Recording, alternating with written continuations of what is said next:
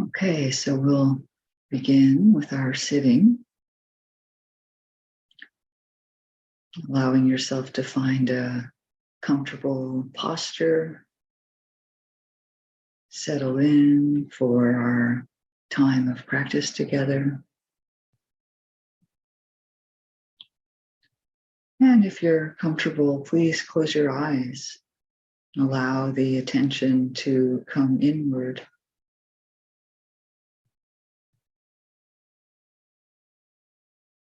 And just taking a moment to kind of survey the body, the mind, the heart. How are you right now?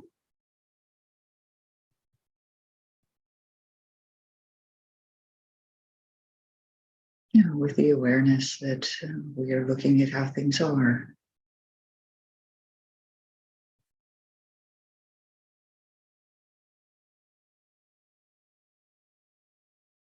Perhaps with a sense of appreciation for the opportunity to practice. It's a good use of time.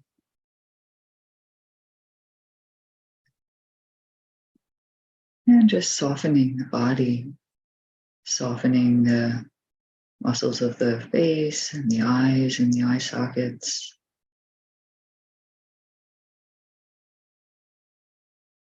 Allowing the shoulders to release and sink down.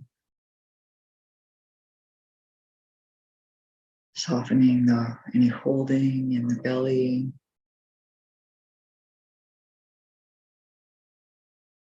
Any bracing in the legs or arms.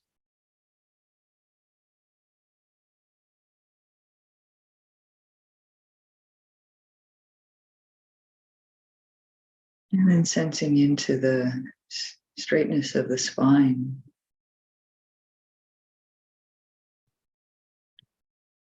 Sometimes it's even useful to pass the attention through the spine from the bottom to the top, just relaxing and aligning each vertebra.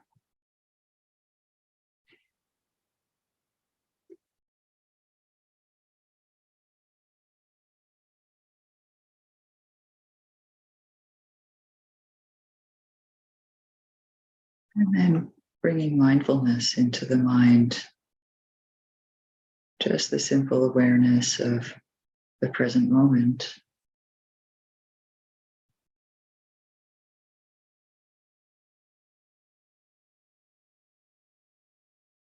And allowing the attention to settle onto the sensations of the breath.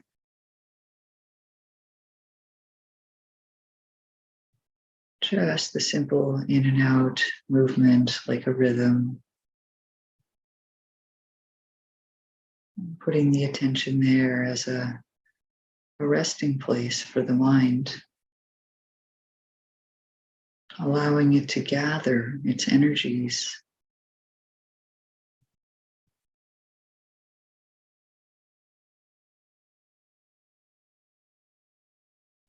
There's nothing magic about the breath, but we can use it, use this natural phenomenon as a support for mindfulness. So maybe just noticing whether the breath is generally long or short.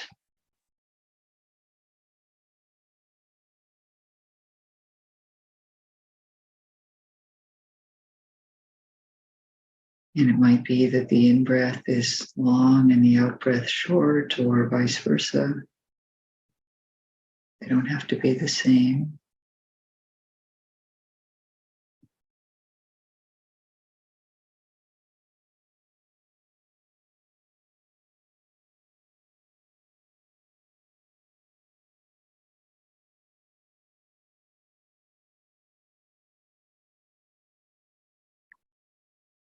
And if we just watch the natural breath, there will be a tendency for it to get softer and shorter.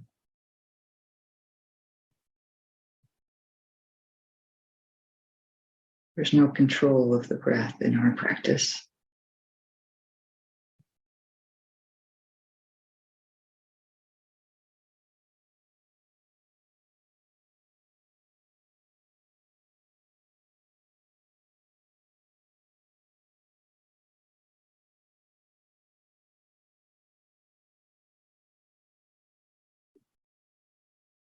We can broaden the attention, still maintaining some awareness of the breath, but broadening the attention to the whole body. Perhaps sensing the breath in the body or as an aspect of the body.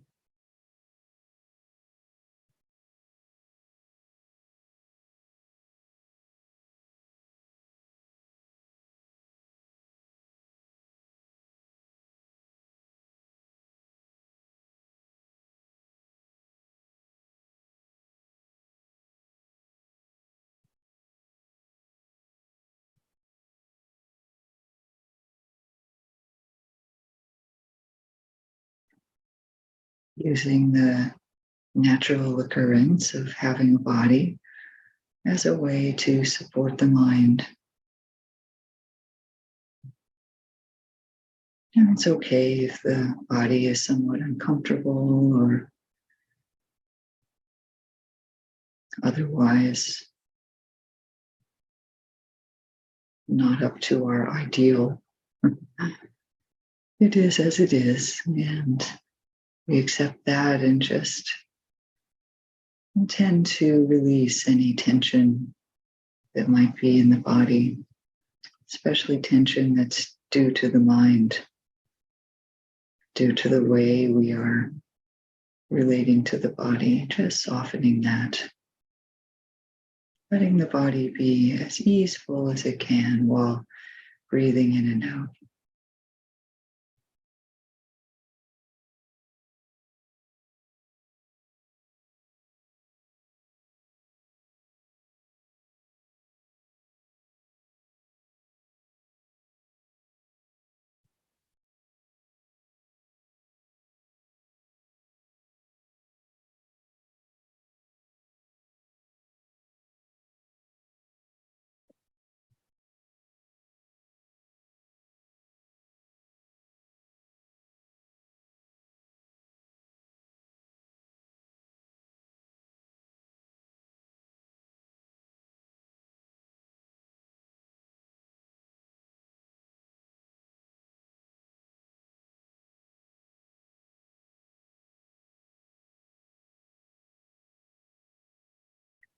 And if we find that thoughts are coming in, that's quite normal. But we can just gently reopen to the body and the breath, as if we're releasing the thought like releasing a balloon whose string we have accidentally been holding. Just let it float away.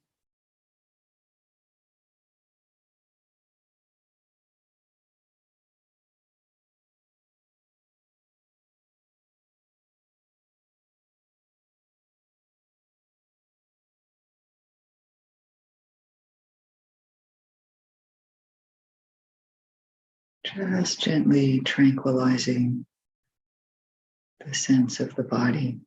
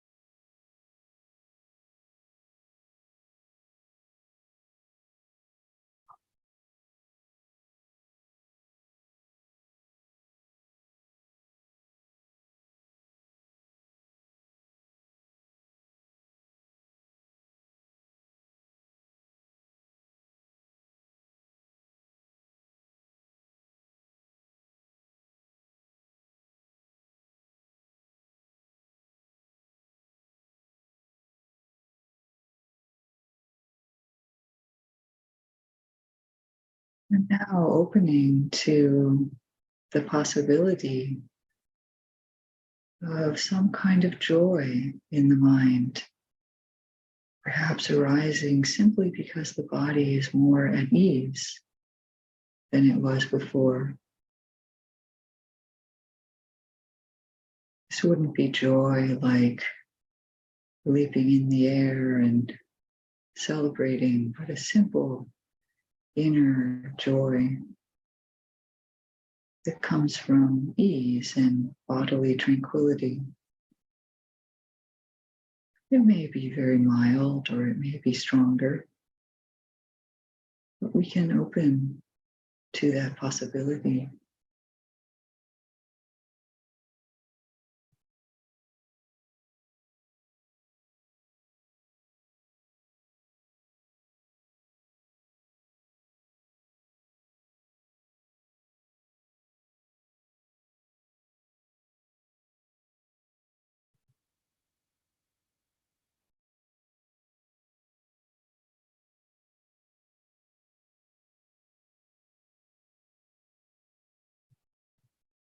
And if we allow that to infuse the body, perhaps spreading it with the breath,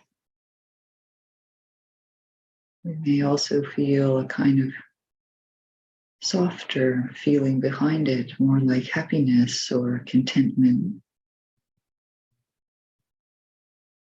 Again, it could be subtle.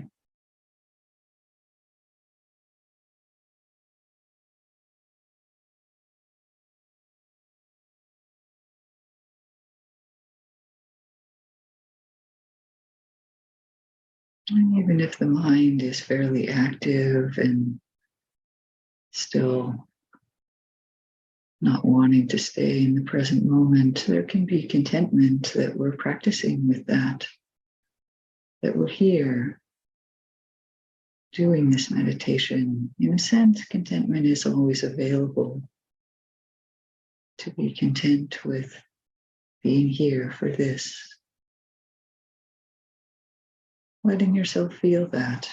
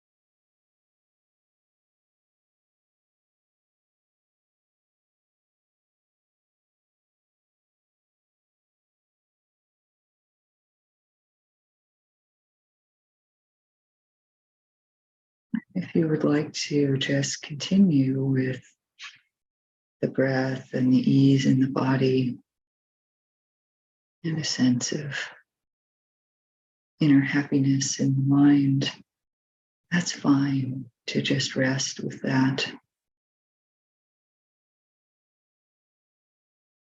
And it's also possible to use the breath and the sense of happiness as a support to open to the process of thinking, to actually use and allow the presence of thinking as part of meditation. But we would stay in the present moment, not do the thinking, but watch the thinking. Watch it like an activity, like a parent watches a child playing, just the playing of the mind with its thoughts.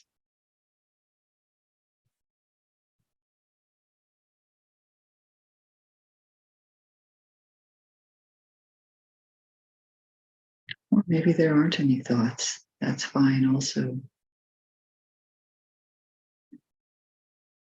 We would be aiming to settle the mind completely. Sometimes that doesn't happen until we allow the activity of the thought and then just let it settle out the way we settled out the body earlier.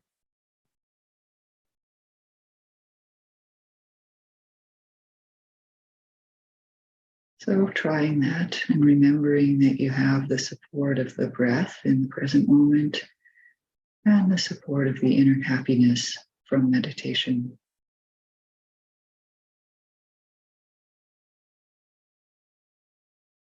Allowing mental activity without becoming active.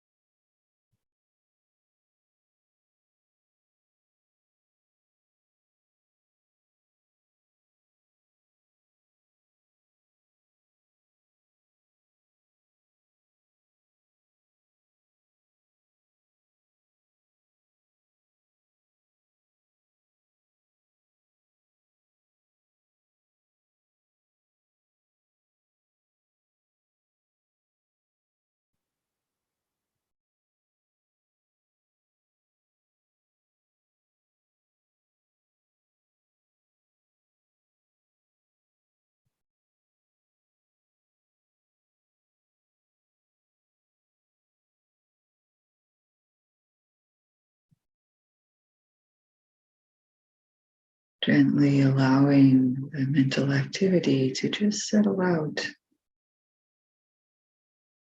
Breath, the body, the inner happiness of meditation. There can start to be a feeling of wholeness in the mind and body system when it's become gathered around just the present moment experience.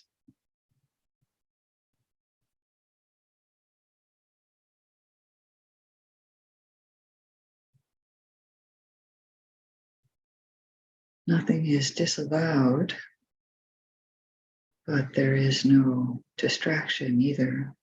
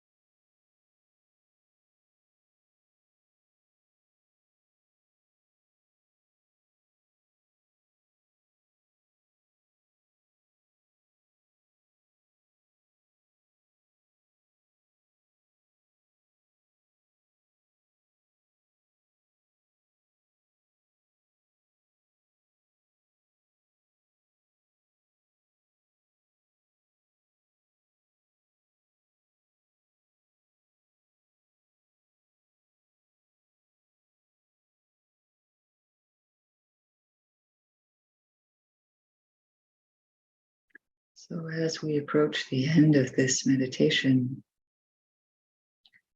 perhaps just reflecting a bit on the experience of opening slowly to the breath and the body, the support of our inner life, and then allowing the mind to be as it is. Is there a way that this is also valuable in our daily life? The balance of having an inner anchor or orientation or reference point that we stay with, and allowing things to come and go as they do, allowing the mind to be as it is. Can there be both a clear sense of inner orientation and a complete openness to how things unfold? And wouldn't this be a support for not only for ourselves living easefully among the ways of the world, but also a support for others in that we would be available to them, open, responsive, flexible, without losing our own balance. and hence providing the support for them if they're not balanced.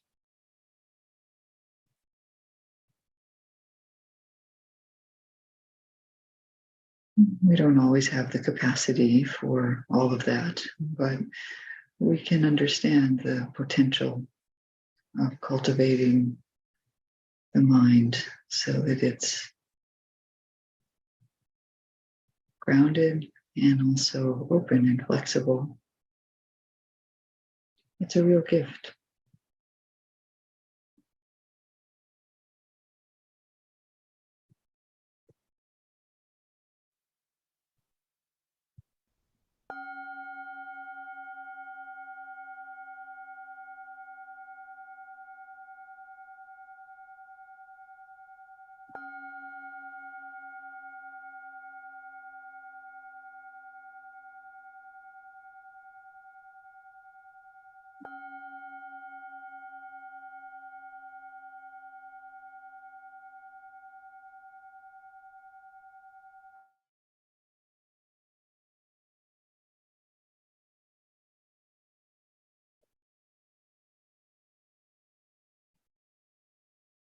This week, we've been looking at 7 ways of letting go. Often, maybe in our practice, we would pose a question like, how do I let go of impatience? Something like that. And in such a case, then these different methods are useful actions to start practicing with. And we let go by doing a certain practice without expectation, maybe without impatience, and then the letting go can come about. We don't really do the letting go, but there are things we have to do in order for it to come about. And sometimes it's enough just to see, just to notice if our mind is headed into dukkha or not. And sometimes what we see is that we need to actively restrain something. We're going too far or we're getting compulsive in some way. And then over time, we'll feel less and less compulsion around that. If we make the effort to restrain a little bit, it just becomes weaker. And then someday it lets go. So that's what we talked about so far. And then today we have a pair. We have letting go by using and letting go by avoiding. So those might sound like they contrast quite significantly. Maybe they're even opposites. And that's part of the art. This week, this series is called The Art of Letting Go. And part of the art is knowing which thing is going to be the best. So let's talk through each of these. So what does it mean to let go by using? So in the texts, this refers mostly to the requisites. So those are the things that we need, like food, clothing, shelter, and medicine. As lay people, we may also need some kind of transportation, some kind of communication, these basics of life. And these are the aspects of life that are not going away. And so here we see clearly that letting go does not mean getting rid of. Letting go does not mean getting rid of. We're not going to stop eating, but we do need to develop, for example, a relationship with food that doesn't include craving and clinging, that doesn't include dukkha. So the Buddha recommends that we explicitly practice with the aspects of life that we can't avoid using. So as you might imagine, a lot of the energy in this one goes around food, the requisite that we often have the most attachment to. And there are a lot of practices we can do to work with our relationship to eating. And it's not always just that, we're doing too much or we need to, restrain like the previous one. There can be all kinds of subtle things tied in with our relationship to food. We may have some aversion to having certain kinds of food or that we should be having more of. Who knows? So don't go in with expectations. But here are some sort of popular ones. There is a practice of doing what's called the 8 precepts for lay people. And one of them is to not eat after the midday meal. So we would just have 2 meals that day. And in Asia, at least, often the people will do this on the full moon day and the half moon day, and sometimes even the quarter moon. So it would be kind of once a week, but at least once a month. They would have a day where they just have the morning meal and then something at midday, and then wait until the next dawn. And there's a way of letting go of our busyness with food when we do that, just to see what that's like. We may feel hunger, of course, and we can learn that that's okay. We can be with that for a few hours. And when we can do that with relative mental ease, which might take a little practice, then we find over time that we're less controlled by our appetite. We're less led around, and our appetite is not as compulsive for us. So that's one possibility, is to kind of play around with whether or not we're being controlled by our belly. And then there's also deliberately eating foods that we think that we like or that we think that we dislike. And, that we all have foods like that where, there's one where we just think, oh yeah, I love that one. And then there's the other ones like, I haven't liked that one for 25 years, maybe my whole life, And it's not a matter of having an allergy or anything. It's just, we don't care for it. And so it can be interesting to deliberately eat each of those foods and really watch, instead of just going with the like or the dislike, the kind of major feeling tone that comes with it, actually watch what's going on in the mind. Like notice, where does that feeling arise from? How long does it last? If I take a bite of something I don't like, is it just instantly and uniformly unpleasant for the entire time? And it, or is there like variations in that? When does it come on? Can I redirect my attention such that it's not really as problematic? And again, this is about developing a healthy relationship with different kinds of food such that we're not as controlled and led around by the dukkha and craving that arise with it. It's an interesting exercise. It won't hurt you, really. It's also interesting to get, just in general, very intimate with the process of eating. So, normally eating is completely focused on loading the fork, getting it into the mouth, and you get that first hit of what it tastes like, and you chew on it for a while. And then as soon as that gets a little bit less interesting, because the taste does fade, we're busy loading the fork again before we've even swallowed. And it's interesting to watch that process. Like, how is the mind choosing where to put the attention? When the flavor fades out, very quickly the mind gets bored and moves on to something else.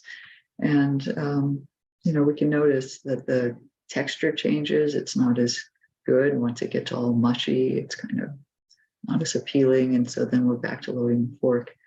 If we get very intimate with that process, then we start to see it just as a process. It's a necessary process. We have to feed this body. But, can we change our relationship to the different aspects of it such that there's not so much pushing and pulling and little instances of the mind grabbing on and pushing away, because that's dukkha, actually, at a subtle level. So try it out. There are also things we can do around clothing, another area, because clothing is related to our image.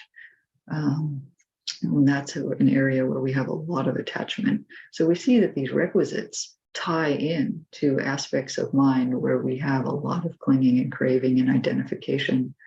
So it can be interesting to deliberately wear unusual clothes. There's a class I teach about renunciation, and on the day that I talk about being aware of our identity, I often wear a dress to teach that class, and this is unusual clothing for me.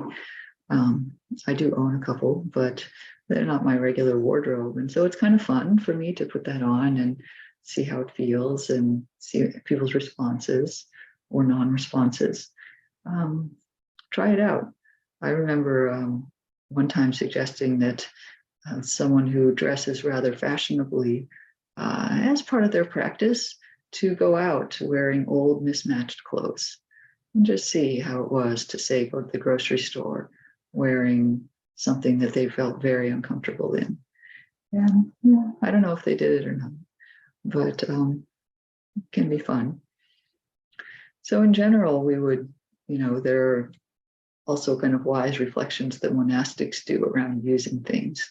We can do that too, just being aware of why and how we're using the requisites of life. Are they just supports for us to be practicing, or are we bringing in extra craving and clinging? And we can also use various non-material aspects of life. The Buddha recommended using conceit to overcome conceit, for example, which is something like skillful imitation. We compare ourselves. That's what conceit is. It's a comparison. It's either better or even worse or even equal. But if you want to use this quality of mind in your practice, instead of just saying, okay, I'm going to try to not do any conceit, that's very difficult. So instead, we compare ourselves to someone that we admire. Compare yourself to someone who's more skilled in humility or unselfishness or generosity, and then aim to become more like that. So we can use the self to overcome attachment to self, in a sense. So there's a lot of good ways to use the parts of life that we're not going to be able to change immediately, at least. And then there's also avoiding, the opposite. So this comes with a quote in one of the texts that says, "What taints should be abandoned by avoiding? Here, a practitioner wisely reflecting avoids," this is ancient India, "a wild elephant, a wild horse, a wild bull, a wild dog, a snake, a stump, a bramble patch, a chasm, a cesspit, a sewer." So these are things that are actual physical dangers, and that's sort of common sense. We can avoid getting ourselves into dangerous or unhealthy situations that might get us agitated.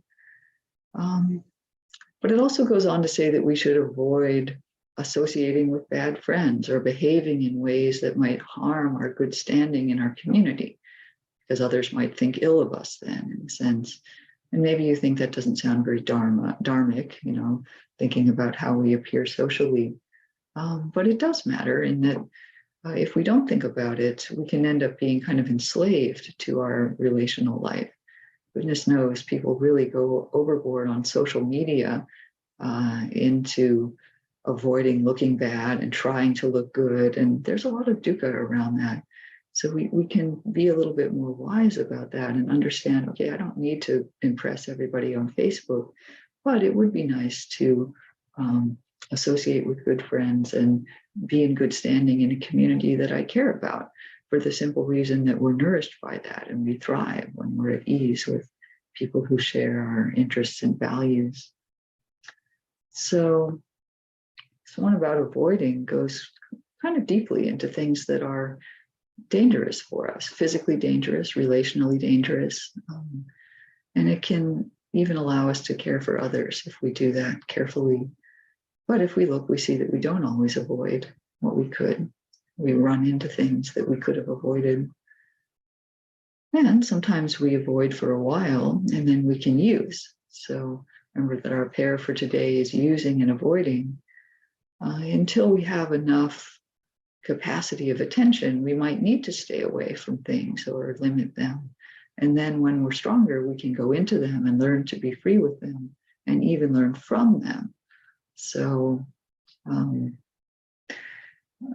I remember a friend of mine went on long meditation at IMS, and for the beginning part of the retreat, she would come right at the end of the meal and get her food right at the end so she didn't have to see anybody in line, and then she would take it to her room to eat, which you're allowed to do there. Don't do that at IRC. But after a while, she, first she was just avoiding contact, and she found that supportive. But at some point, she didn't find it supportive anymore. And she felt like it would be more supportive to go and be with the group and see the reactivity that came up in her mind. And so she started being able to use the conditions of the retreat in order to further her practice. So it can change. I also have heard a story from Ajahn Amaro, who said that he used to be very upset. He's a Thai forest monk at a monastery here. Well, I guess now he's in England, but this was when he was here, is that he used to get very upset if people misinterpreted him at meetings at his monastery. And so, he would find that somebody misrepresented what he had said or had misunderstood it and interpreted it wrong. And he would get angry about that. And he would go to great effort to be sure that everybody understood his views. And he'd have to talk with everybody to make sure that they really got it. And then he realized that he was just making a huge self out of being seen perfectly in everyone's eyes. So he stopped trying. He let people state his ideas incorrectly. He let people take credit for things he had suggested. He felt what it was like to be seen as stupid or harsh when others interpreted his words that way. And he said it was a great lesson in emptiness. But he did that from a position within his monastery of having a good social standing and from an internal space of having enough mindfulness and attention that he didn't get triggered by having these insults to his identity. So there are basically no taints, vexation, or fever if you don't feel attached to yourself. So using and avoiding, there's a role for discernment in discovering when to do each one of those. They're different. And what is the criterion? The one that we talked about on Monday. Are wholesome states increasing and unwholesome states decreasing, or are unwholesome states increasing and wholesome states decreasing? So check it out. Maybe we're starting to get a sense now of the art that's involved in letting go. So that's it for today, and we'll continue on. Thanks.